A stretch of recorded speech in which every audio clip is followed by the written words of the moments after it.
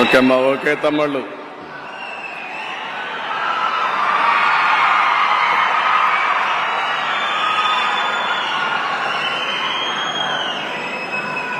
గౌరవనీయులు, ఈరోజు అక్షర శిఖరం రామోజీరావు గారి యొక్క సంతాప సభకు ఇచ్చేసినటువంటి ప్రజలందరికీ పేరు పేరున మనస్ఫూర్తిగా నమస్కారాలు, అభినందనలు, శుభాభినందనలు. గౌరవనీయులు కిరణ్ గారు, అదే సమయంలో వారి సతీమణి శైలజ గారు, అదే మాదిరిగా కుటుంబ సభ్యులైనటువంటి విజయ్ గారు, ఇంకొక పక్కన పిల్లలందరూ ఇక్కడే ఉన్నారు. రామోజీరావు గారి కుటుంబ సభ్యులందరికీ ఉప ముఖ్యమంత్రి మిత్రులు పవన్ కళ్యాణ్ గారు, అదే సమయంలో former editor in chief Hindu, పేరు చెప్పంగానే అందరూ గుర్తుపెట్టగలుగుతారు, ఎప్పుడూ పోరాటాలు చేసిన రామ్ గారికి, ఎడిటర్ రాజస్థాన్ పత్రిక గులాబ్ కొతారి గారు, ఇకపోతే ఈ కార్యక్రమానికి విచ్చేసినటువంటి నా సహచర మంత్రివర్గ సభ్యులందరికీ, సినిమా ఇండస్ట్రీ వచ్చారు, శ్రీమతి జయసుధ గారు, రాజమౌళి గారు, రాఘవేంద్రరావు గారు, మురళీమోహన్ గారు, అదే మరి మ్యూజిక్ డైరెక్టర్ అయినటువంటి కీరవాణి గారు, శ్యామ్ ప్రసాద్ రెడ్డి గారు, అశ్విని దత్ గారు, కేఎల్ నారాయణ గారు, సురేష్ గారు, గౌరవ శాసనసభ్యులు, ఇంకొక పక్కన ఈరోజు కృష్ణా ఎల్లా గారు ఇక్కడ ఉన్నారు. అంటే మొన్న కోవిడ్లో ఆయన తయారు చేసిన వ్యాక్సిన్ ఎవ్వరూ మర్చిపోలేము. అలాంటి కృష్ణా ఎల్లా గారు, పత్రికా విలేకరులకు అందరికీ నమస్కారాలు. ఈరోజు మనందరం కూడా ఇంత మునుపు చాలా మంది మిత్రులు మాట్లాడారు. ఎంతో చేసిన రామోజీరావు గారికి సమాజం ఈ విధంగా గ్రాటిట్యూడ్ చెప్పగలుగుతామో, ఆయన చనిపోయిన తర్వాత ఈ సంస్కరణ సభలో మనం అందరం ఇక్కడికి సమావేశం అయ్యాం. మనం చేయగలిగేది నివాళులర్పించడం, ఆయన స్ఫూర్తిని గుర్తుపెట్టుకోవడం, అదే స్ఫూర్తి భావితరాలకు అందించవలసిన బాధ్యత మనందరికీ ఉంది. రామోజీరావు గారిని చూస్తే ఇదే జిల్లా, ఇదే ప్రాంతంలో పుట్టారు. పెదపారపూడి, ఒక చిన్న గ్రామం, మామూలు కుటుంబం. కానీ ఒక వ్యక్తి అచంచలమైన విశ్వాసంతో ఏ విధంగా ఎదిగాడో దానికి ఒక ఉదాహరణ రామోజీరావు గారు అని చెప్పి కూడా నేను మీకు తెలియజేస్తున్నా. ఒకే ఒక ఎన్టీఆర్ ఉంటాడు, ఒకే ఒక రామోజీరావు గారు ఉంటారు. వారిని ఎవ్వరు కూడా జీవితంలో అధిగమించలేరు, అది ఎవరికి సాధ్యం కాదు. అలాంటి ఒక అసాధారణ శక్తి. ఆయన ఒక వ్యక్తి కాదు, ఒక వ్యవస్థ. అలాంటి వ్యవస్థను నిర్మాణం చేసిన వ్యక్తి రామోజీరావు గారు.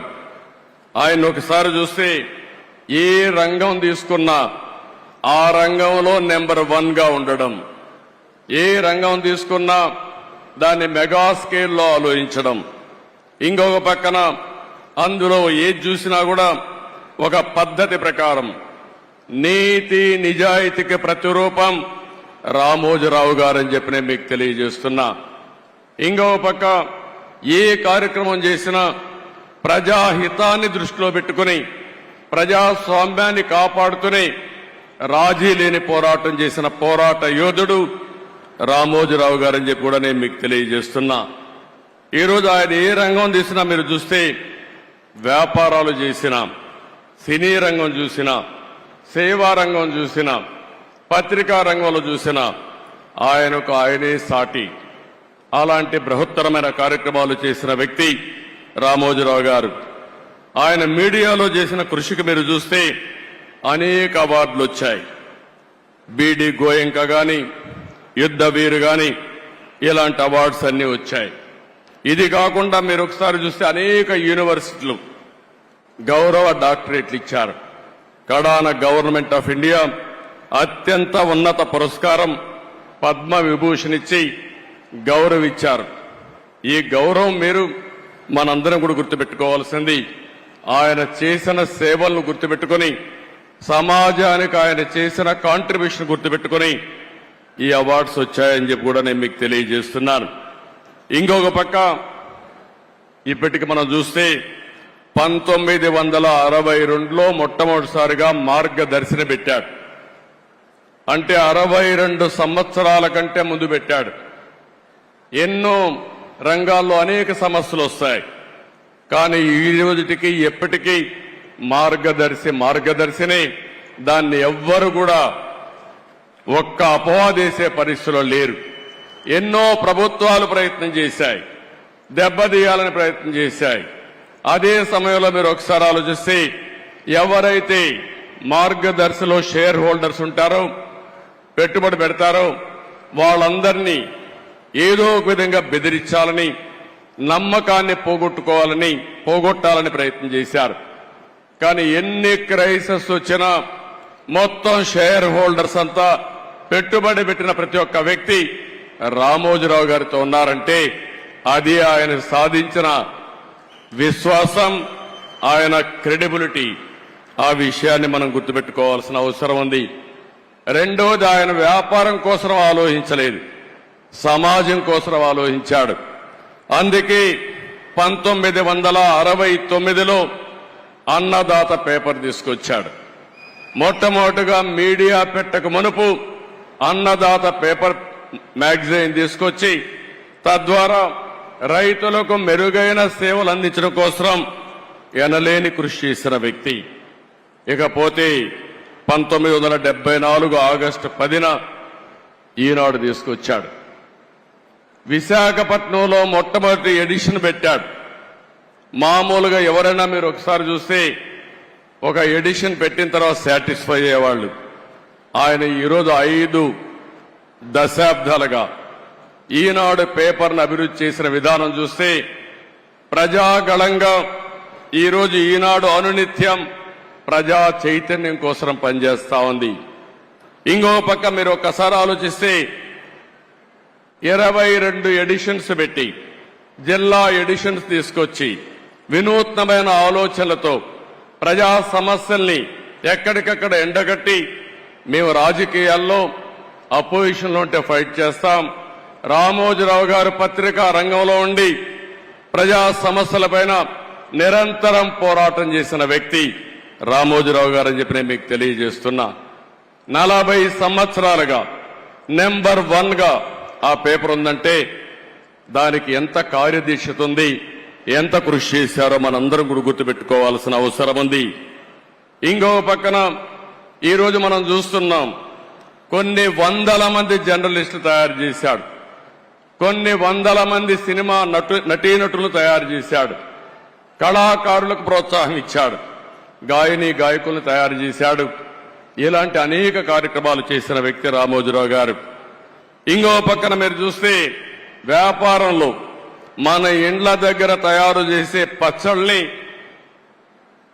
ఉత్పత్తి చేసి 150 దేశాలకు ఎగుమతి చేస్తున్నాడంటే ఆయన ఆలోచించే విధానం అని చెప్పి కూడా నేను మీకు తెలియజేస్తున్నా. ఇంకో పక్క ఎలక్ట్రానిక్ మీడియా వచ్చినప్పుడు ఒకేసారి 7 ఛానల్స్ పెట్టాడు. ఉర్దూ ఛానల్ కూడా పెట్టారు.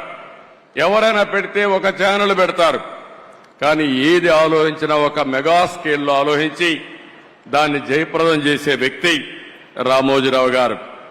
ఇకపోతే హైదరాబాద్లో ఫిల్మ్ సిటీ, ఏదైతే ఈరోజు హైదరాబాద్ అభివృద్ధి అయిన తర్వాత ఫిల్మ్ సిటీని కూడా ఎవరు కూడా ఇంత స్కేల్లో చేస్తామని దీన్ని జయప్రదం చేసే ధైర్యం ఉండదు. ధైర్యం చేయడమే కాదు, ఈరోజు ఎవరైనా హైదరాబాద్కు పోతే రామోజీ ఫిల్మ్ సిటీ చూడకుండా తిరిగి వచ్చే పరిస్థితి అంటే అది రామోజీరావు గారి కాంట్రిబ్యూషన్ అని చెప్పి కూడా నేను మీకు తెలియజేస్తున్నాను. ఇలాంటి మనం చూసినప్పుడు ఏదైనా ఒక విపత్తు వచ్చినప్పుడు సేవాభావంతో ముందుకు పోయారు. అనేక సందర్భాల్లో చూశాం. మన రాష్ట్రంలోనే కాకుండా వేరే రాష్ట్రాల్లో కూడా తుఫాన్ వచ్చినా ఇంకా ఏమైనా సమస్యలు వచ్చినా అక్కడ ముందుండి సేవలు అందించారు. పెదపారుపూడిలో గాని, తెలంగాణ నాగన్పల్లి గ్రామాలను దత్తత తీసుకుని ఒక 25 కోట్లు ఖర్చు పెట్టారు. కోవిడ్ సమయంలో 2 రాష్ట్రాల్లో ఒక 20 కోట్ల రూపాయలు ఖర్చు పెట్టి ప్రజలకు సేవలు అందించిన వ్యక్తి. ఇవన్నీ ఒక ఎత్తు అయితే నేను ఆయన 40 సంవత్సరాలుగా క్లోజ్గా చూశాను. భయం అనేది ఆయన జీవితంలో లేదు. పోరాటం అనేది ఆయన జీవితంలో ఒక భాగం. ఏ విషయంలో చూసినా రాజీ లేకుండా పోరాడాడు.